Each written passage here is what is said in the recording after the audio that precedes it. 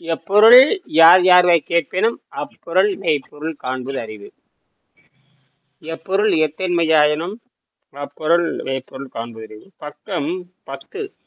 பக்கம் 10ல சுவாமி விவேகானந்தர் மதுரை சொற்பொழிவில் கூறியவற்றை இங்கே நான் குறிப்பிட விரும்புகிறேன். பக்கம் 10. ஓகே. மகான்கள் வருவார்கள் போவார்கள்.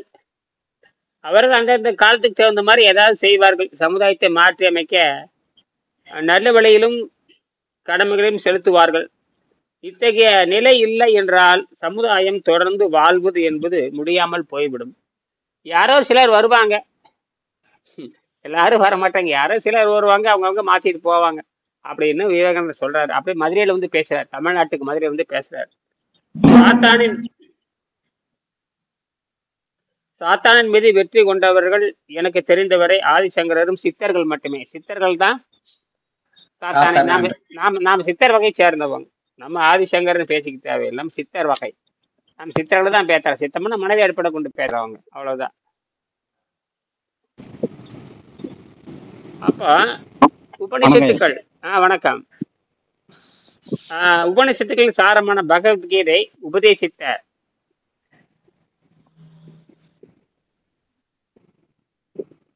பக்கம் 10. அப்போ கிருஷ்ண பகவான் தன் கடைசி காலத்தில் மகா பதிவிரதையான காந்தாரியின் சாபத்தை ஏற்று ஒரு புராணக்கதையில வந்து காந்தாரியினுடைய சாபத்தை ஏற்று கிருஷ்ண பகவான் செத்து போறாரு அப்படின்னு எழுதுறாங்க. சரி, அனாதையாக செத்து போறார் கிருஷ்ண பகவான். அனாதையா கேப்பாரிட்டு நாதியிட்டு செத்து போறார் அப்படின்னு எழுதப்படுது. சரித்திர புருஷர்கள் முடிவை முன்கூட்டியே கூறிய ஞானி சீரோவிற்கு வாய்த்ததும் ஒரு கடுமையான துயரமான சம்பவம் தான். இவ்வாறு பல சரித்திரங்களை சொல்லிக்கொண்டே போகலாம், அதற்கு முடிவே இல்லை. எல்லாரும் தப்பு பண்ணா மரண தண்டனை உண்டு. 33 வருடங்களே வாழ்ந்த ஆதிசங்கரர் சாதித்ததை உலகில் யாருமே சாதிக்கவில்லை. அதாவது அது மாதிரி தான் நாமளும் முயற்சி பண்ணணும். இது வரைக்கும் யாரும் பசி தாக்கத்தை கட்டுப்படுத்தலைங்கிற. அவங்க பசி தாக்கத்தை பத்தி பேசல, நாம தான் அவங்க செய்யாத நாம செய்யறோம். நாம் சித்தர்கள் வழி சேர்ந்தவங்க. அப்ப பசி தாக்கத்தை கட்டுப்படுத்தி தீர்னான் தான் நீங்க எல்லாம் கவலைப்படலை. மற்ற எல்லாம் போயிடும். அந்த நோயெல்லாம் ஒண்ணும் கிடையாது. அந்த கை வலிக்குது, கால் வலிக்குது, கரையுது, போகுது, இதெல்லாம் சும்மா. இதெல்லாம் தின்னு போட்டு ரத்தம் கெட்டு போய் வெள்ளக்காரன் சொல்றதை ஏமாந்துட்டு 10 மதிப்பெண் வாங்கிட்டு 30 மதிப்பெண் வாங்கிட்டு எதை வேலை கிடைக்குமான கேவலமா போயிட்டு. ஏன் மூளை பயன்படுத்தி கண்டுபிடிக்கலாமே? மூளையை பயன்படுத்தினா அடிமைக்கு போகும்னு கேட்கிறேன். மூளையை பயன்படுத்தினா பிரச்சனைக்கு தீர்வு காணலாம். நீங்க மூளையை பயன்படுத்த போட்டு அடுத்தவங்க சம்பளத்துக்கு போயிட்டு வேலைக்கு போனீங்கன்னா உங்களுக்கு அறிவே இல்லைன்னு அர்த்தம். நீங்க ஏதாவது கண்டுபிடிங்க. நோயற்ற வாழ்வுக்கு வழி கண்டுபிடிங்க, அதை சொல்லி கொடுக்கலாம். அதை விட்டு போட்டு நீங்க போய் ஏதோ சம்பந்தம் இல்லாத தொழிலை பண்ணிக்கிட்டு கேவலப்படுறீங்க. இதுதான் இயற்கைன்ற ரகசியம். எந்த மாடு ஆடு அடிமையா இருக்கிறது நம்ம தான் மூக்கநாங்கயிறு போட்டு இழுத்து வச்சுக்கிறோம். யானைக்கு அங்குசம் போட்டுக்கிற, மூக்கநாங்கயிறு போட்டுக்கிற, யானை குதிரைக்கு கடிவாளம் போட்டுக்கிற, அப்புறம் சிங்கத்துக்கு அது ஒரு வகையான ரிங்கெல்லாம் வச்சுக்கிறேன். இப்படி எல்லாமே போட்டு மாட்டிக்கிறேன். நாம படிச்சங்கிற பேர்ல எவனுக்கு அடிமையா இருக்கிற. நமக்கு சொல்ல வரனுக்கு முட்டாளா இருப்பான். அவன் சொல்றது நாம கேட்க வேண்டியது இருக்குது. எல்லாம் எவன் நிறைய பணம் வச்சிருக்கானா அவனுக்கு அறிவே இல்லாதவன் அர்த்தம். அறிவே இல்லாத வந்து நான் படிச்சிருக்கிறவனுக்கு வேலை கொடுக்குறான். என்ன படிச்சிருக்கிற? அவனுக்கு அடிமையா இருக்கிறதுக்கு நீ படிச்சிருக்கிற. யாருக்கு? எவனுக்கு அடிமையா இருக்கிறதுக்கு நீ படிச்சிருக்கிற. இது எவன் அவமானம் இல்லையா? அது எவனுக்கு அடிமையா இருக்கிறதுக்கு நீ படித்து கொண்டிருக்கிறாய். அதாங்க கண்டுபிடிக்கணுங்கிறது. அதனாலதான் நான் சொல்றேன், இந்த படிப்புல வேண்டாம். இப்ப நாளைக்கு என் பொண்ணு போய் படிச்சதெல்லாம் நிரூபிச்சு கண்டுபிடிச்சு கொடுத்தாத்தான் அது அறிவுள்ள பிள்ளைன்னு அர்த்தம். இல்லட்டா அது மக்குன்னு தான் நான் சொல்லுவேன். இப்ப கூட அதான் சொல்லுவேன். கண்டுபிடித்து நீ வந்து இதுல இருக்கிற சாதகங்கள், இதுல இருக்கிற பாதங்களை சரி செய்து நீ புதுசா மெருகேற்றி உலகத்துக்கு சொல்லி கொடுத்தீங்கன்னா நீ அறிவாளிங்களா. நீ அங்கவே மூக்கொடுக்கிட்டு இருந்தீங்கன்னா உனக்கு முட்டாள் யாரும் இல்லையா. அப்ப எல்லாத்துக்கும் சூடு உண்டு. அவங்க தெளிவா இருக்கணும். இல்லைன்னா உடப்போறது இல்லை. வாட்டுமில்லப்பா. கருத்து அப்படியே சோளக்கரை நெருப்புல வாட்டதான் சுவை வருது. மாதிரி நல்லா வாட்டணும். வாட்டுனாத்தான் சொன்ன. அப்பதான் வந்து அது நிற்கும். தந்தை மகர் காற்றும் நன்றி அவையத்து முந்தியிருப்பை செயல். 8ஆம் தேதி காலையில அங்க கல்லூரில் இருப்பாங்க. 8ஆம் தேதி காலையில கல்லூரில் இருப்பாங்க. அப்ப அங்க போய் நம்ம வேலையை தொடங்க வேண்டியதான். இதே செய்தி இதே ஊடகத்துல நம்ம பேச போறோம். இன்னும் பெருசால ஒண்ணு கிழிக்க போறது இல்ல. அப்ப இன்னைக்கெல்லாம் மலிவாயிருச்சு. என்ன செய்யற, என்ன சாராக்குற, என்ன குழம்பாக்குற அப்படின்னு கடிதம் போட்டு கேட்டு இருந்தாங்க. இன்னைக்கு என்ன சமையல் பண்றீங்க நேர்லயே பாக்குறோம். என்ன சாப்பிடறதுக்கு நேர்ல பாக்குறோம். இதெல்லாம் கொடுமையா இருக்குது. அஹ்? இன்னைக்கு எல்லாம் காட்டுறான். இன்னைக்கு எல்லாமே காட்டியாச்சு. இன்னைக்கு எல்லாமே மனிதனுடைய அந்தரங்க வாழ்க்கை வரைக்கும் இதுல வந்துருச்சு. மனிதனுடைய அந்தரங்கத்துல தூங்க போற வரைக்கும் அது வரைக்கும் வருது. அந்தரங்கோட வந்துருச்சு. இந்த கழிவுகள் போறது வர்றத படம் பிடிக்கல. மத்த இந்த பூரா எல்லாமே படம் பிடிச்சு போட்டான். குழந்தை பிறக்குறது, குழந்தை எப்படி பிறக்குதுன்னு ஓடலாம், குழந்தை எப்படி உண்டாகுதுன்னு ஓடுறான், ஆணு பெண் எப்படி சேருதுன்னு ஓடுறான், விலங்குகளை வச்சு போடுறான், மனிதனை வச்சு போடுறான், எல்லாமே போட்டாச்சு. இந்த கழிவு நீக்கத்தை மட்டும் போடுறது இல்ல. ஏன்னா கழிவு எனக்கு அருவருப்பா இருக்கு. பேண்டது வந்து படம் எடுத்து போட பாக்கல.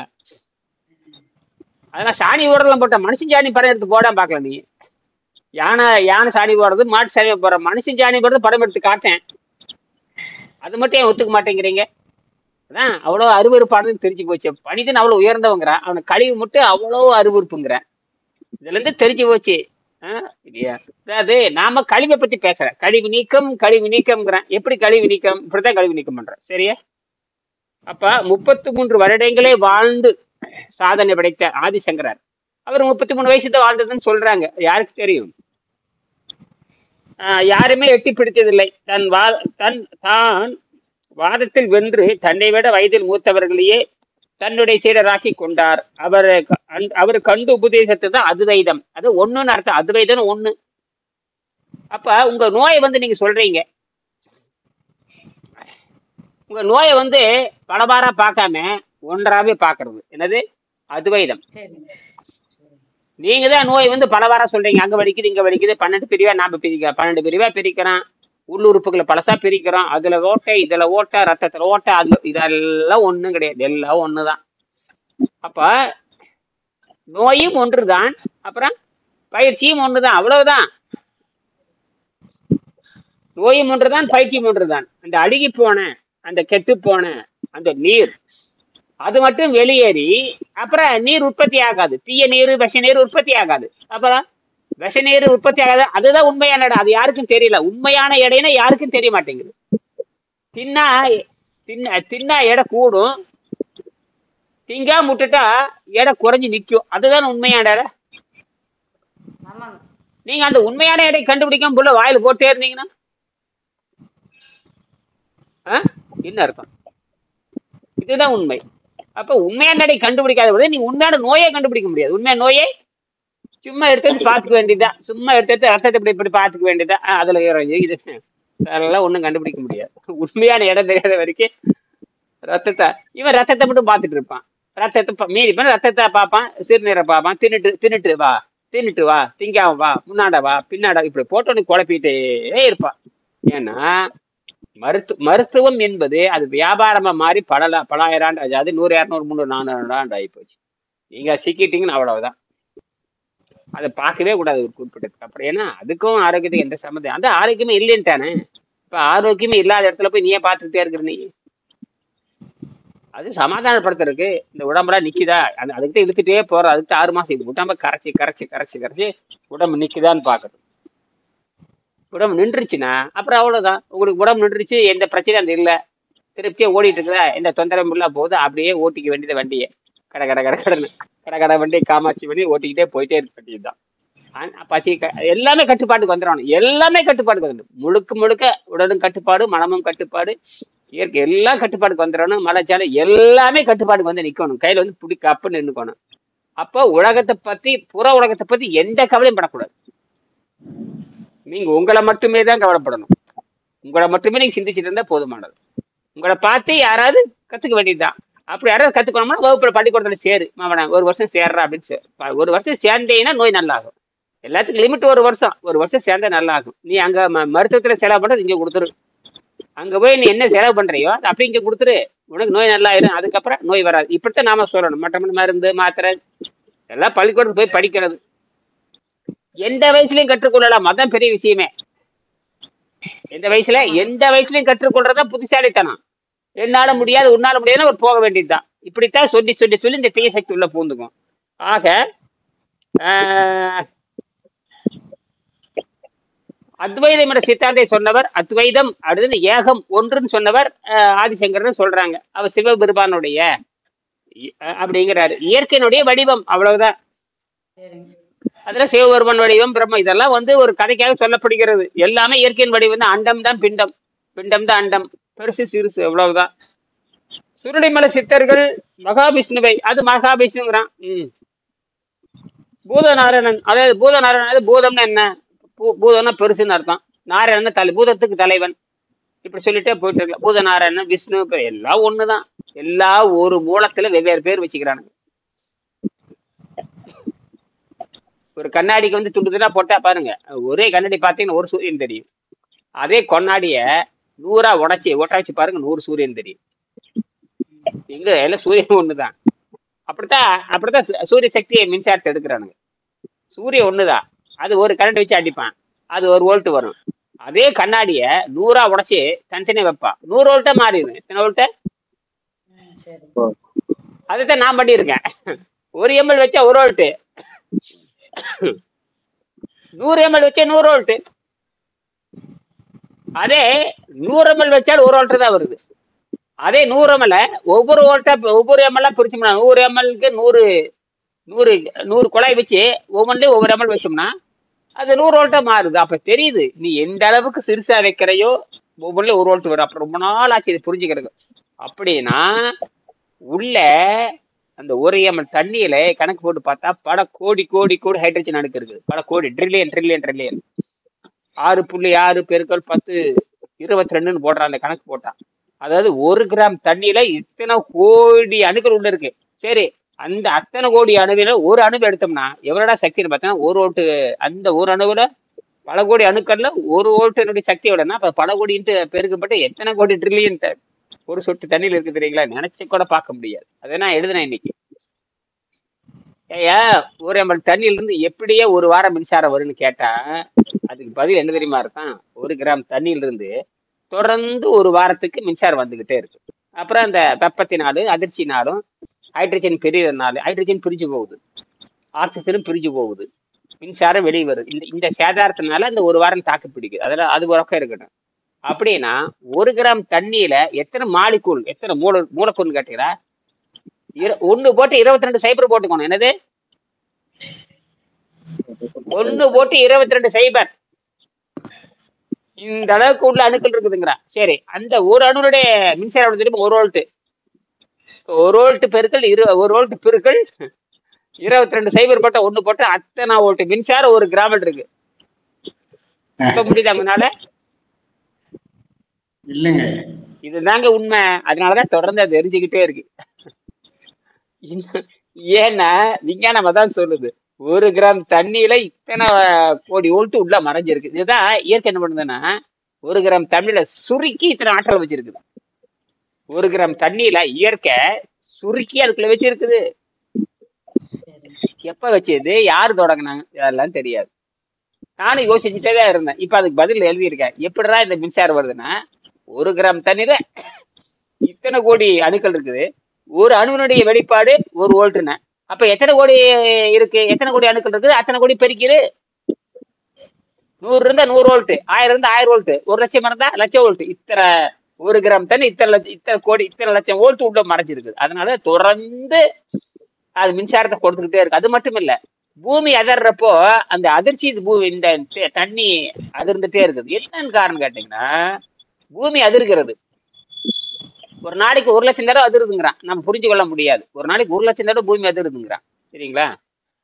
இன்னொரு ஆச்சரியம் கேட்டீங்கன்னா ஒரு சதுர மீட்டர், ஒரு சதுர 3 அடி நீளம் 3 அடி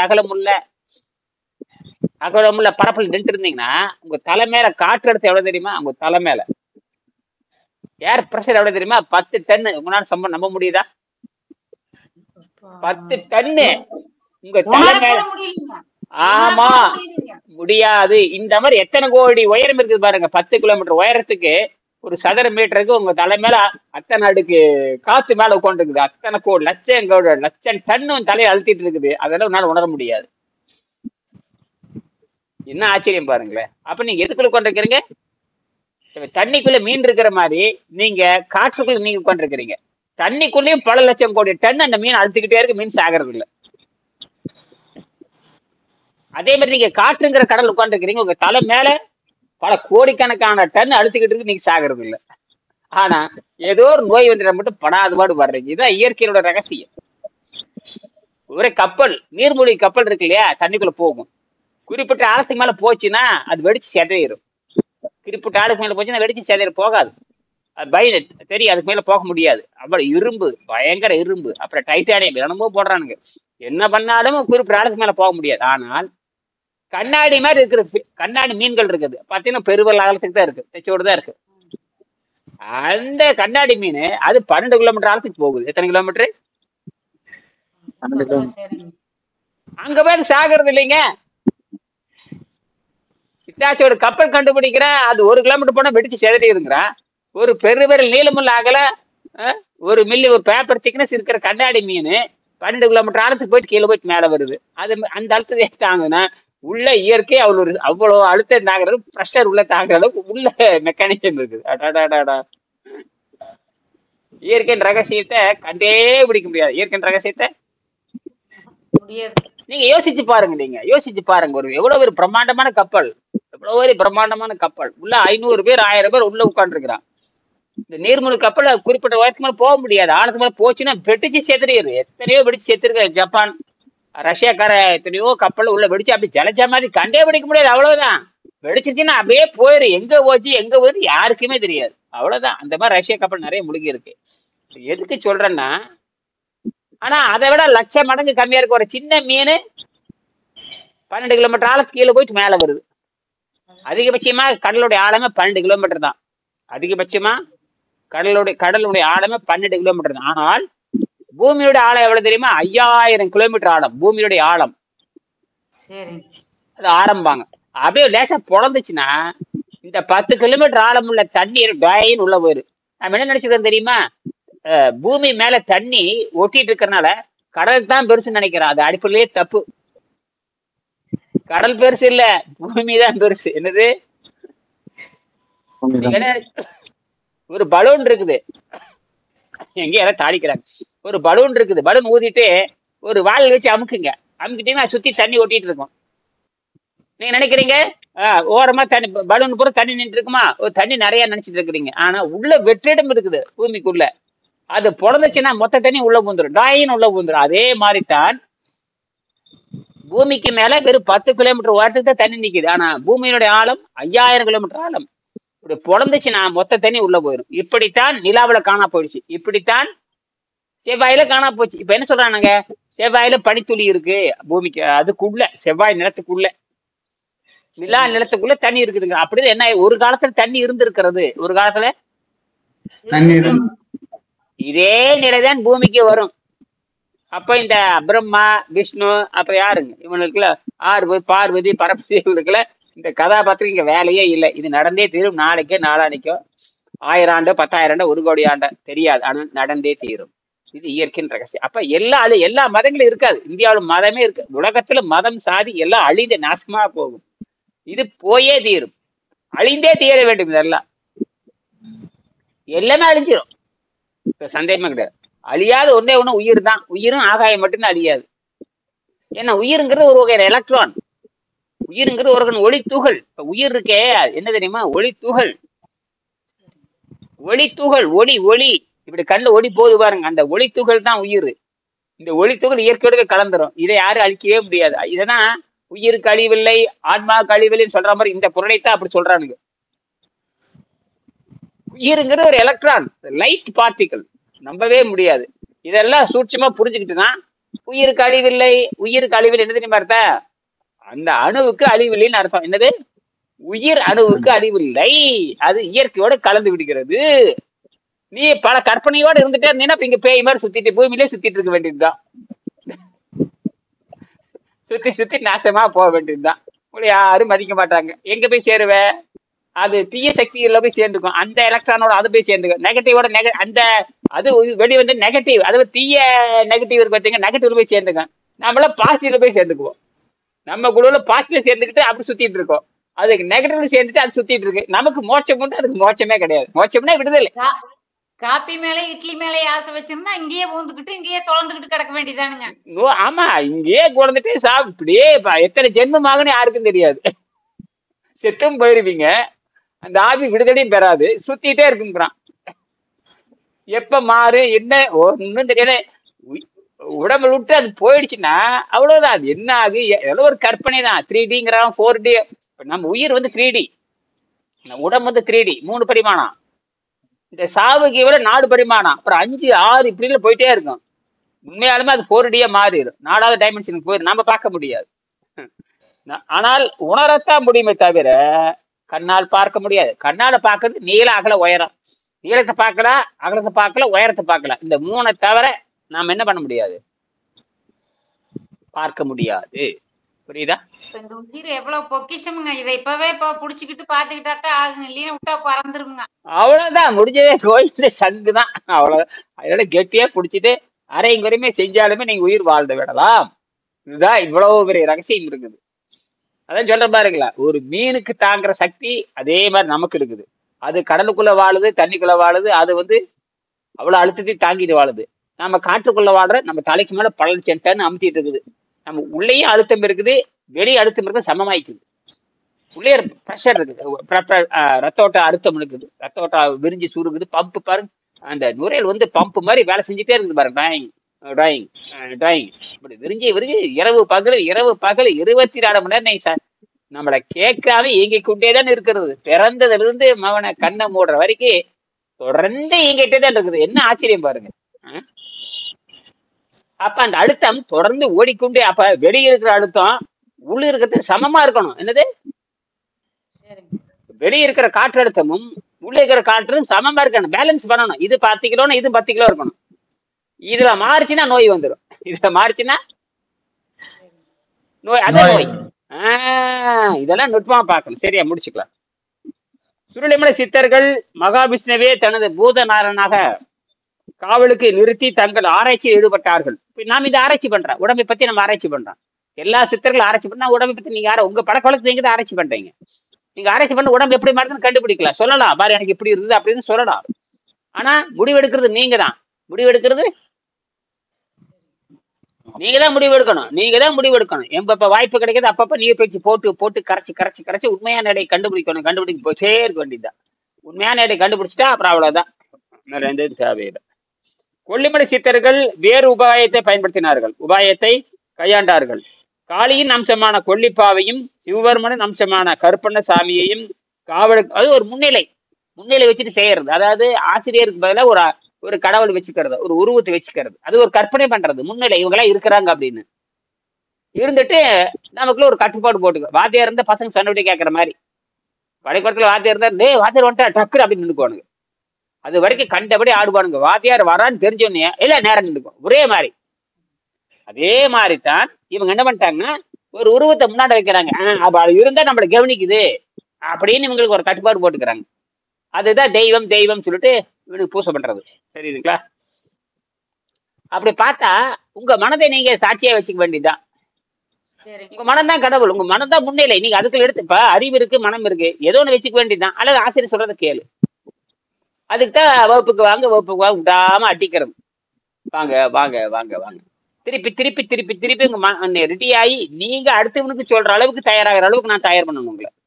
உங்களுக்கும் நோய் இருக்கக்கூடாது, உங்கள்கிட்ட கேட்கறதுக்கு நோய் இருக்கக்கூடாது. இதுலயும் பொருள், இப்ப நீங்க எப்படி வேலைக்கு போய் அடிமையா இருந்து பொருள் ஏற்ற மாதிரி இதுல நீங்க சொல்லி கொடுத்து பொருள் ஏற்றுங்க. உங்களுக்கு நம்பிக்கை வைக்கிறவன் இந்த புத்தகத்தை நம்பணும், உங்களை நம்பணும், பயிற்சியை நம்பணும், மருத்துவ ஆய்வு பண்ணணும். இதெல்லாம் பண்ணோம்னா நீங்களும் பொருள் ஈட்டலாம். சரி, அடிப்படை பொருள் எல்லாருக்கும் உலகம் இல்லை, அது இருக்குது, அது உண்மைதான். அது என்ன பொருள், அது என்ன அளவு அதான் தெரியல நமக்கு. பொருள் எல்லாருக்கும் உலகம் இல்லை, சரி. அருள் எல்லாருக்கும் அவ்வுலகம் இல்லை, சரி. அப்ப எந்த அளவுக்கு பொருள் தேவை நீங்க தான் முடிவு பண்ணிக்கணும். உங்க கற்பனைக்கு மேல நீங்க செலவு பண்ணிட்டே இருந்தீங்கன்னா அப்புறம் ஏன்னு போக வேண்டியது, அப்புறம் வேற மாதிரி வேற தொழிலுக்கு போக வேண்டியதா. உங்க தகுதிக்கு என்னவோ அது ஆசைப்பட்ட எது கட்டுப்படி ஆகு. அப்புறம் வரவேட்டேன்னா செலவு பார்த்தா அப்ப கடைசியில துந்தனா துந்தனா துந்தனா பாமா விஜயத்துல பாடுவாங்க. வரவேட்டனா செலவு பத்தனா கடைசியில் துந்தனா துந்தனா துந்தனாங்கிற அருமையான பாட்டு. இந்த பாட்டு பாத்தீங்கன்னா சுருக்கமா இருக்கு, நல்ல பாட்டு.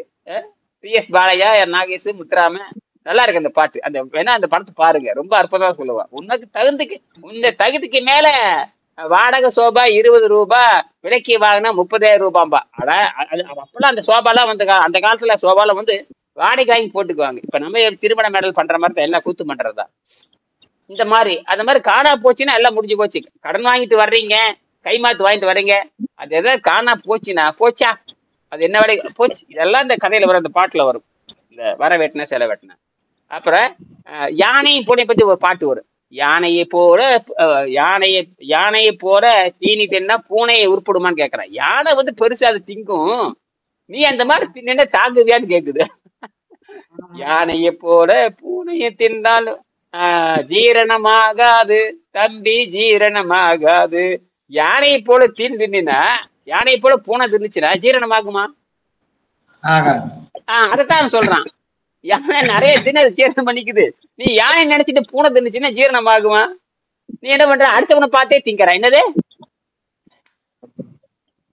அடுத்தவன் திங்கிறான நானும் திங்கிறேன், தின்னு தண்டனை வாங்கிக்கோ. என்னது, திங்கிற தண்டனை வாங்கிக்கிறேன். ஆமா, எனக்கு கையில காசு இருந்து தின்பேன், தின்னு. அப்புறம் யாரு வேண்டாங்கிறாங்க? கையில காசு இருந்து தின்னு, கையில காசு இருந்து திங்கத்தாங்க சொல்லு. திங்கற தவிர இதுக்குதான், இது வேற, இதுக்குதான் பிறந்தோம். என்னது, திங்கறதுக்கு தான் பிறந்தோம். இப்படி வேற ஒரு கதை இருக்கு இல்லையா, அது 1000 வருஷம் ஓடிட்டு இருக்குல்ல. இல்லப்பா, திங்கற கூட இல்லையா? சரி, அப்புறம் தின்ன தின்ன நோவு வரும்னு எழுதி வச்சிருக்கான். திங்கறதுக்கு தான் நீங்க பிறந்தீங்க, அப்புறம் தின்ன தின்ன நோவுன்னு அடுத்தப்பா தின்ன தின்ன நோவு வரும்னு உண்மை எழுதி வச்சிருக்க. நீ திங்கறதுக்கு தான் பிறந்த. சரி, இன்னொரு கதை என்ன சொல்லுது, எந்த அளவுக்கு திங்கிறே அந்த அளவுக்கு நோய். இதுக்கு என்ன சொல்ல போற? கேட்டா நோயற்ற வாழ்வு குறைவற்ற செல்வம்ங்கிற. இது எப்படி? என்ன சிக்கல்? அப்போ இங்கதான் நீ என்ன பண்றீங்க, எல்லாத்தையும் அதுக்கும் இல்லாம இதுக்கும் இல்லாம நடுவில் கொண்டு வச்சிடுறது. அது பொதுநிலை தராசு மாதிரி நியூட்ரல் அப்படி கொண்டு வச்சாரு. நம்ம உடம்பு நியூட்ரல் பண்ணிடணும். நியூட்ரல் பண்ணிட்டீங்கன்னா நீங்க எப்படி வேணா பயன்படுத்திக்கலாம். திங்கறியா, திங்காம இருக்கிறியா, நீ முடிவு எடுத்துக்கோ. அடுத்தவ மேல பார்க்காத. இந்த யானை திங்கிறத பார்த்து பூனை ஆசைப்படக்கூடாது, புளிய பார்த்து பூனை ஆசைப்படக்கூடாது. எந்த காரணத்தையும் மற்றவங்களோட ஒப்பிடாதீங்க. உங்களை வந்து யாரோட ஒப்பிடாதீங்க. யாரும் உங்களுக்கு ஒப்பிட ஆக முடியாது. நீங்க தனித்து தான் இருக்கிறீங்க. இங்கதான் யாருக்கு யாரும் சமம் இல்லை. பிறவியில சமம் தான், ஆனா கொள்கையில பழக்க வழக்கத்துல சமம் இல்லை. அதனால அப்படி புரிஞ்சுக்கணும். அப்படி புரிஞ்சாத்தா நீங்க உங்களுக்கு உங்க உயிர் விடுதலை அடையும், சிந்தனை விடுதலை அடையும். யாரோட நீங்க ஒப்பிட்டு பெறக்கூடாது. இதுதான் உண்மை. முடிச்சுக்கிறேன், சரியா? இவ்வாறு சாத்தானை சித்தர்கள் வென்றார்கள். அதாவது தீர்மைய சக்தியை வென்றார்கள். 12 சித்தர்களும் ஒருவர் பெயர் பூனைக்கண்ணன் சித்தர். பெயரிலிருந்தே அவர் ஐரோப்பியர் என்பது தெரிந்து கொள்ளலாம். அவர் சமாதியான இடம் எகிப்து நாடு. அவருடைய சிலையும் இந்த விவரங்களும் புதுக்கோட்டை ஜட்ஜி சுவாமிகள் அதிஷ்டானம் சென்று காணலாம். குருகுல கல்வி முறையினால் இந்த உலகத்திற்கே இதை உபயோகித்தது நமது பாரத நாடு. நம் நாட்டின் மீது படையெடுத்து ஆங்கிலேயர் முதலில் நமது குருகுல கல்வி முறையை அளித்தார்கள். யார் அடிச்சாங்க? அளித்தார்கள். அதை செய்ததனால் தங்களையும் உலகத்தை சேர்த்து அழிவில் விளிம்பிக்க, தன்னையும் சாகடித்து உலகத்தையும் சாகடிக்க. பாருங்க, அவனுக்கு நோய் மேல தீர்க்க முடியாது. அவனை நம்பி நாம் இருக்க, நமக்கு நோய் தீர்க்க முடியாது. அவனாலே நோய் தீர்க்க முடியல, நாமும் நோய் தீர்க்க முடியாதாலும் கொண்டு விட்டுட்டான்.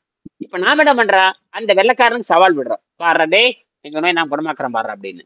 அப்ப இந்த கலையை நம்ம கத்துக்கிறோமே இல்லையா, அவனுக்கு சவால் விடுறான். போட புண்ணாக்குங்கிற மாதிரி. போட புண்ணாக்கு அப்படின்னு ஒரு பாட்டு இருக்க மாதிரி. அந்த மாதிரி போட புண்ணாக்குங்கிற அந்த மாதிரி இப்ப நான் சவால் விடுறமே இல்லையா, நோயை குணமாக்கிற. பசி தாக்கத்தை கட்டுப்படுத்த முடியாதுங்க, கட்டுப்படுத்த முடியுங்கிறான். நீ முடியுங்கிற, நீ முடியாதுங்கிற. எல்லாம் எங்களால முடியும். தெய்வத்தால் ஆகாதனும் முயற்சி தன் தெய்வத்தை கூடி தரும் அப்படி. ஆனா அது அவன் கிடையாது. அதுக்கு என்ன, பன்னிக்குட்டிக்கு என்னங்க, அவனுக்கு விவசாயமே தெரியாது. வெள்ளைக்கார முட்டங்களுக்கு விவசாயமே தெரியாது. அவன் ஒரு அளவும் தெரியாது. ஒரு விஞ்ஞானம் கூட உங்களுக்கு கிடையாது. அவன் விஞ்ஞானம் கூட எல்லாமே தப்பு. எல்லா விஞ்ஞானம் அவன் தப்பு. அவனுடைய வெள்ளைக்காரன் சொல்ற, பிரிட்டிஷ்காரன் சொல்ற விஞ்ஞானம் எல்லாமே தப்பு. அவனால மலிவா மின்சாரத்தை கொடுக்க முடியல. இவ்வளவு பேசுற, மடிவ மின்சாரத்தை கொடு, மடிவ எரிவரில் கொடு. இன்னும் எவனே பிச்சை எடுத்துட்டு தான் இருக்கிற நீ. மின்சாரங்கிறது மலிவாத்தான் இருக்குது. மின்சாரம் வந்து எல்லா வகையில் 100 வகையில மின்சாரம் எடுக்கலாம். 100 வகையில மின்சாரம் எடுக்கலாம். இப்பதான் 15-16 வகை கண்டுபிடிச்சிருக்கானுங்க. இப்படி எல்லாம் இருக்கு.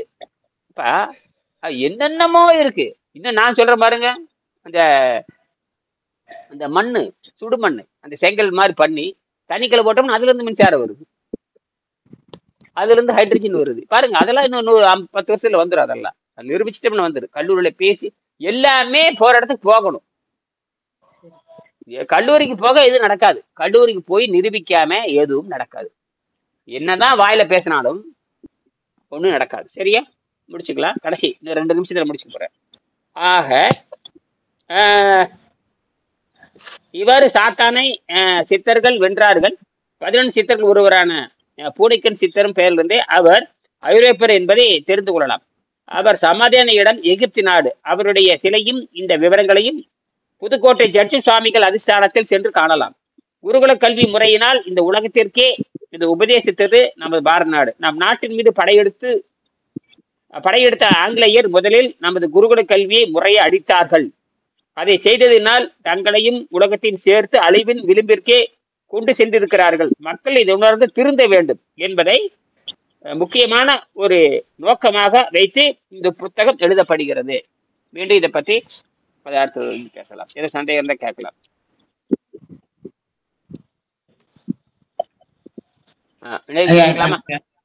இந்த 9வது பாடம் சொன்னீங்க இல்லையா? ஆமாம். அது அந்த கிருஷ்ணர் இதுன்னு சொல்றது நம்ம உடம்புக்குள்ள எதை குறிக்கும் ஐயா? அது எந்த இடத்தை குறிக்கும்? 9வது பாடம் இல்ல 9வது பக்கம். 9வது பக்கமா? 10வது பக்கம். உபநிஷத்துக்கள் சாதாரண பகவத்கீதை உபதேசிக்கின்ற கிருஷ்ண பகவான். ஆமா, அது அந்த பொருள் சொல்றாங்க ஏதோ ஒரு பேர். அது எதைய சாரும் நம்ம உடலுக்கு? 10வது பக்கம். அதான் இப்ப படிச்சீங்களே. ஆமா ஆமா. உபநிஷத்துக்களின் சாரமான பகவத்கீதை உபதேசித்த கிருஷ்ண பகவானையும் சாத்தான் விடவில்லை. சாத்தான தீய சக்தி விடல. எதை தப்பு அத காந்தாரியினுடைய சாபம். நீ அந்த பொம்பளை சாபம் விட்டுருக்க மாவட, நீ நாசமா போடான்னு சாபம் விட்டுருப்பா. அப்ப அவன் தப்பு பண்ற மாதிரி நீ நடந்திருக்க. நீ அவன் சாபம் விடுற அளவுக்கு நீ ஏன் தப்பு பண்ணிருக்க? நீ அவ சாபம் விட்ட மாவட நீ சாவடா அப்படின்னு. அதே மாதிரி ஒரு சாதாரண வேடன் நம்பல பட்டு சாகறான் அப்படின்னா தப்பு பண்ண தண்டனை உண்டு அப்படின்னு அர்த்தம். வேற ஒண்ணும் இல்லை. எப்படி வேணா அது கதை சொல்லலாம். ராமர் இருக்கான் பாருங்க. ராமர் வந்து ஒரு கதை. அவன் வந்து எத்தனை பேர்த்த கொலை செஞ்சான். கடைசியில அவன் தற்கொலை பண்ணிட்டானே. தற்கொலை தான் பண்ணிட்டான்.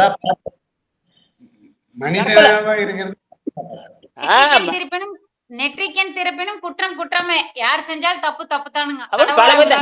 ராமன் வந்து பல பேர்த்த கொலை செஞ்சானே. ராவணவே கொலை செஞ்சு சூழ்ச்சியால கொலை செய்யறானே. சூழ்ச்சியிலதான் கொலை செய்யறான். அது அப்புறம் அப்படித்தான் கொல்லணும்னு இருக்குதாச்சுங்க. இல்லைன்னா நேரா கொல்லும்போது பாதி பலம் போயிருது. அப்புறம் சூழ்ச்சி பண்ணித்தான் கொல்லணுங்க. அப்ப கொலை பண்றதுக்கு நீ தற்கொலை போய் கடைசியில தண்டனை. அதனாலதான் தமிழ்நாட்டுல ராமாயணம் பரவாது. ராமரை யாரும் ஏத்துக்கொள்ளாம. அது ஒரு கதை, அவ்வளவுதான். எங்க ஊர்ல, எங்க கோபிச்செட்டி பாலத்துல எங்க ஊர்ல 100 ஆண்டுகளாக கம்பராமாயண விரிவடை நடந்துட்டு இருக்குது. உலகத்துல எங்கேயும் இல்லாத சாதனை பண்ணிட்டு இருக்காங்க. 100 ஆண்டுகளாக. சீதா கல்யாணம் மட்டும் ஒரு மண்டபம் இருக்குது. சீதா கல்யாணம் எல்லாம் வந்திருப்பீங்க. சீதா கல்யாணம் ரொம்ப ஃபேமஸ். அது எம்ஜிஆர், சிவாஜி யாரும் சொல்றாங்களா, இந்த கோமாளிகளும் வந்து நடிச்சதுங்க. பெரிய பெரிய அந்த காலத்துல ராமரையும் கிருஷ்ணரையும் நாம கும்பிடுறோமுங்க. இதுவே சிவபெருமான் வடக்கன்ஸ் எல்லாம் கும்பிடுறாங்களா? இல்லையல்ல, ஒதுக்குறாங்கல்லங்க.